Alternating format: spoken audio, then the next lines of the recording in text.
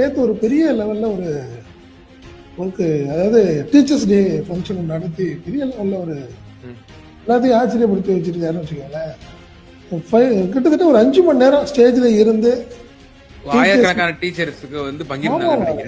2062 பேர் டீச்சர்ஸ் எல்லாத்துக்கும் இண்டிவிஜுவலா ஒவ்வொருத்தருக்கும் கேடயம் ஒரு எல்லாத்துக்கும் ஒரு 5000 ரூபா கொடுத்துருக்காரு. பார்த்தீங்கன்னா எல்லாத்துக்கும் ஸ்மார்ட் வாட்ச் 2062 பேருக்கும். ஸோ கிட்டத்தட்ட ஒரு பெரிய லெவலில் ஃபங்க்ஷன் நடத்தி ஒரு பெரிய ஆச்சரியப்பட வச்சுட்டாரு.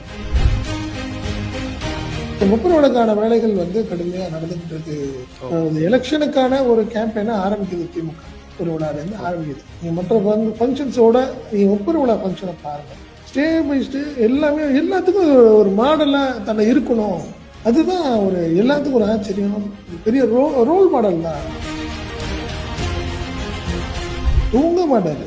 12, 1 மணி 2 மணி வரைக்கும் இருந்துட்டு திருப்பி போய் குளிச்சுட்டு திருப்பி 3-4 மணிக்கு வந்துடுவார். நேற்று 2062 பேர்.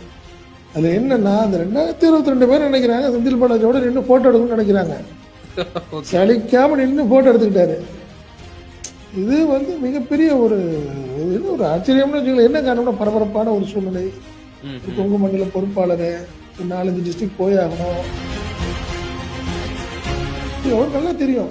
அதான் நம்ம சொன்ன தற்கொலைப்படை தலைவன் என்ன வச்சுங்களேன். ஸோ ஆட்டோமேட்டிக்காக அவருக்கு இந்த எலெக்ஷனை பொறுத்த வரைக்கும் சூசைடு தான். குமார் விஜயபாஸ்கர் மாற்றம் கிடையாது. காரணம் என்னன்னா உழைப்பு தாங்க.